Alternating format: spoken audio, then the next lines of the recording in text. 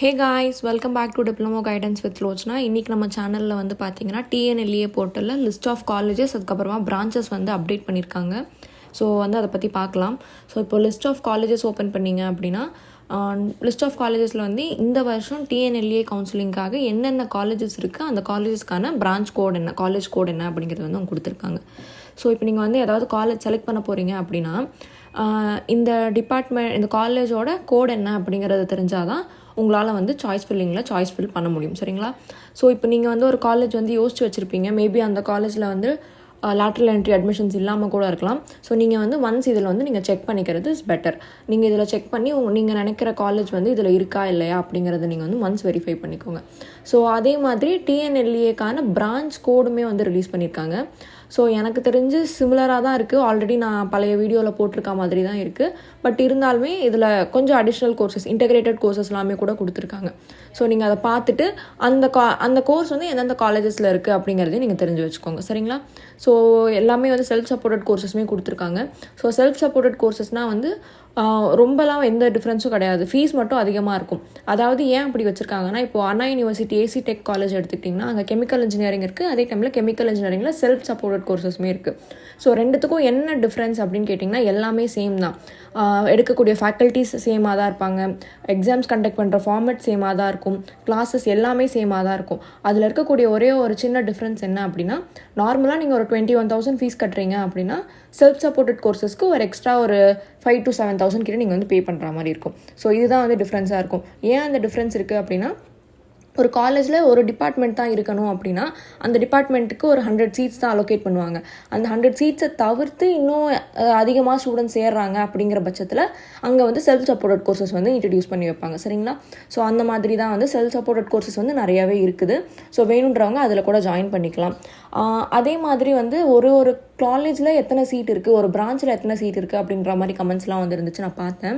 So அது வந்து எப்படின்னா, ஒரு காலேஜில் ஒரு டிபார்ட்மெண்ட்டுக்கு 50 சீட் 60 சீட் இருக்குன்னா, ஆல்ரெடி டிஎன்இஏ 2024 வந்து டிஎன்இஏல வந்து அந்த டிபார்ட்மெண்ட் கோர்சஸோட சீட்ஸை வந்து ஃபில் பண்ணியிருப்பாங்க. ஸோ அதில் இருக்கக்கூடிய பேலன்ஸ் சீட் ஆல்ரெடி வந்து ஒரு 10 சீட் வந்து லேட்டரல் என்ட்ரி ஸ்டூடெண்ட்ஸ்க்காக வந்து ஆல்ரெடி அலோகேட் பண்ணி தான் வச்சுருப்பாங்க. அது போக ஸ்டூடெண்ட்ஸ் சேராமல் ஒரு 2-3 சீட்ஸ் வந்து எக்ஸ்ட்ரா இருக்குது அப்படின்னா அதுதான் டோட்டல் சீட்ஸ். ஸோ ஒரு டிபார்ட்மெண்ட்டில் ஒரு காலேஜில் நீங்கள் எடுத்துக்கிட்டிங்க அப்படின்னா 10 to 15 சீட்ஸ் வந்து கண்டிப்பாக இருக்கும். சரிங்களா?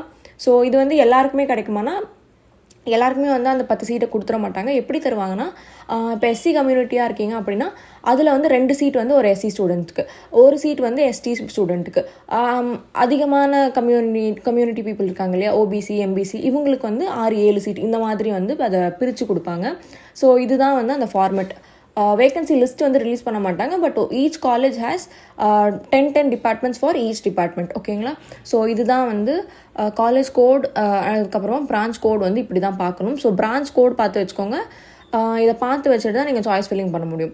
ஸோ சாய்ஸ் ஃபில்லிங் போர்ட்டல் வந்து நாளைக்கு காலையில் வந்து ரிலீஸ் பண்ண போகிறாங்க. ஸோ அது எப்படி இருக்கும் அப்படிங்கிறதுக்கான சும்மா ஒரு டெமோ மாதிரி நான் வந்து காட்டுறேன். ஜஸ்ட் இது வந்து லாஸ்ட் இயரோட ஸ்க்ரீன்ஷாட். ஓகேங்களா? ஸோ இதில் வந்து என்ன பண்ணுவாங்கன்னா, சாய்ஸஸ் அப்படிங்கிற இடத்துல வந்து university colleges, government aided colleges, இந்த மாதிரி வந்து நிறைய ஃபில்டர்ஸ் கொடுப்பாங்க.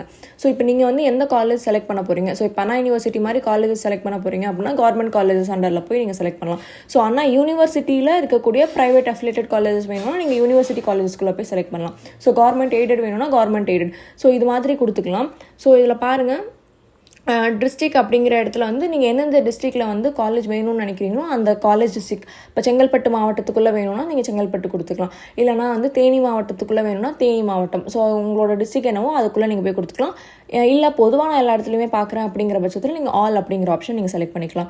அதே தான் பிரான்ச்சுமே. நான் ஆல்ரெடி இங்கே சொல்லியிருப்பேன், பிரான்ச் கோட் தெரிஞ்சால் தான் வந்து உங்களால் வந்து பிரான்ச் செலக்ட் பண்ண முடியும்னு. ஸோ இப்போ பிரான்ச் கோட் எடுத்துக்கிட்டிங்க அப்படின்னா, ஆட்டோமொபைல் இன்ஜினியரிங்னா ஏஎஸ் அப்படிங்கிறது தான் ஆட்டோமொபைல் இன்ஜினியரிங்கோட செல்ஃப் சப்போர்ட்டட் கோர்சஸோட பிரான்ச் கோட்.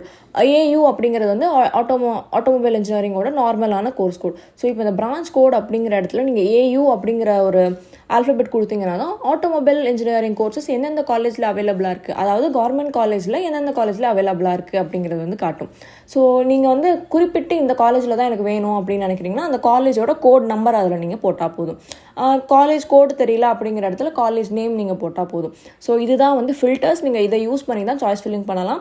ஸோ இந்த ஃபில்டர்ஸ் எல்லாம் ஃபில் பண்ணதுக்கப்புறமா சர்ச் அப்படிங்கிற ஆப்ஷன் கொடுத்தீங்கன்னா கீழே வந்து அந்த காலேஜில் இருக்கக்கூடிய கோட் என்ன, அந்த காலேஜ் நேம் என்ன, அந்த பிரான்ச் பேர் என்ன, அந்த பிரான்ச் கோடு இருக்குது இல்லைங்களா, அதை கொடுப்பாங்க.